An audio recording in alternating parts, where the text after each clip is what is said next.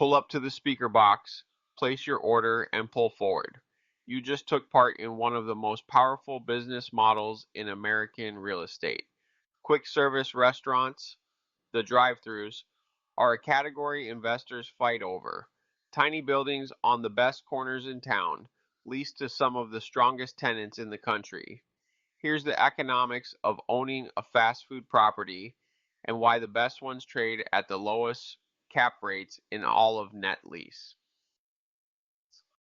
First, understand what you're really buying. A modern quick service restaurant lives and dies by its drive-thru. For the major brands, the drive-thru can account for 60 to 70% of total sales. And after the pandemic, that number only climbed. The newest prototypes have double drive-thru lanes and dedicated mobile order pickup. The little building matters far less than the lane wrapped around it. The footprint is small, often just 2,000 to 4,000 square feet, but the locations are premium, signalized hard corners with heavy traffic. What you're really buying is the dirt and the drive-through access. That's exactly why these sites command such strong pricing, even though the building itself is modest. Now, there are two very different ways to own a fast food property, and the difference is everything. The first is a ground lease. You own the land, and the tenant builds and owns the building at their own expense. The second is a standard triple net deal where you own both the land and the building. Each carries a very different risk and return profile. On a ground lease, the tenant pays to construct the building, covers all the expenses, and here's the key, at the end of the lease, those improvements typically revert to you, the landowner. It's about as passive as real estate gets. A build-to-suit triple net deal gives you more income, but more responsibility for the structure. Both run 15 to 20 years with options, and rents that bump around 10% every 5 years. The ground lease is a quietly brilliant structure for the landowner. Your tenant spends $1 million or more constructing their building on your dirt, maintains it for 20 years, and when the lease finally ends, you own a building you never paid for.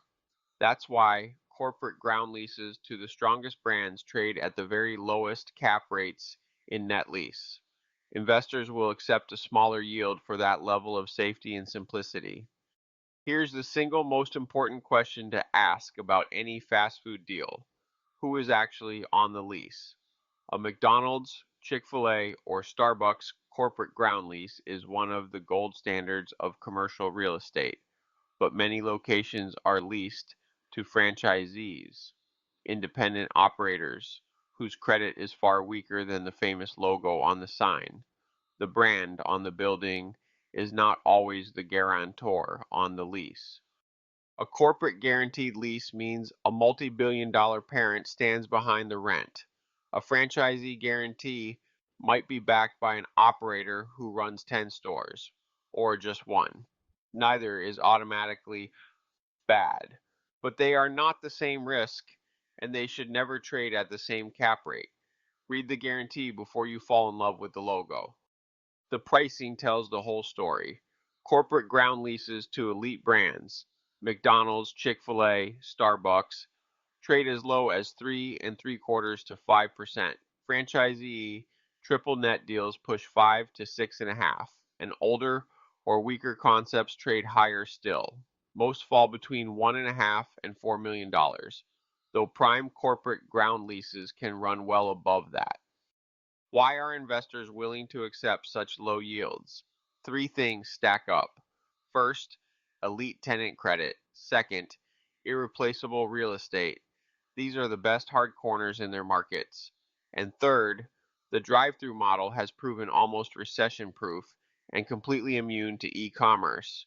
You can't download a cheeseburger, stack those together, and you get the most aggressively priced asset class in all of net lease. And that durability is the heart of the investment case. When budgets get tight, consumers trade down, from sit-down dining to the value menu. So quick service often holds up, or even gains, in a downturn. And unlike almost every other category of retail, fast food simply cannot be replaced by a website. The drive-thru is the original convenience channel, and it has only gotten stronger. Underneath the brand, you own a premier piece of retail dirt, a signalized corner on a high-traffic arterial with the visibility and access that every retailer wants. If the restaurant ever left, that same corner could draw a bank, a coffee chain, a pharmacy, or a car wash. In Florida especially, with relentless population growth and no state income tax, well-located corners only get more valuable over time. Putting it together, fast food is the blue chip corner of net lease real estate. A corporate ground lease offers extraordinary passivity and safety at a low yield. A franchisee deal offers more income for more risk. Both sit on premier dirt. Both resist recessions and e-commerce, and both are favorites of 1031 buyers trading into truly hands-off income. Fast food real estate proves that the smallest buildings can sit on the most valuable ground. The economics reward investors who understand lease structure, tenant credit, and the power of a great corner. If you're evaluating drive-through and net lease restaurant deals in Central Florida, that is exactly what we do at MaxLife Commercial. The link to connect is in the description.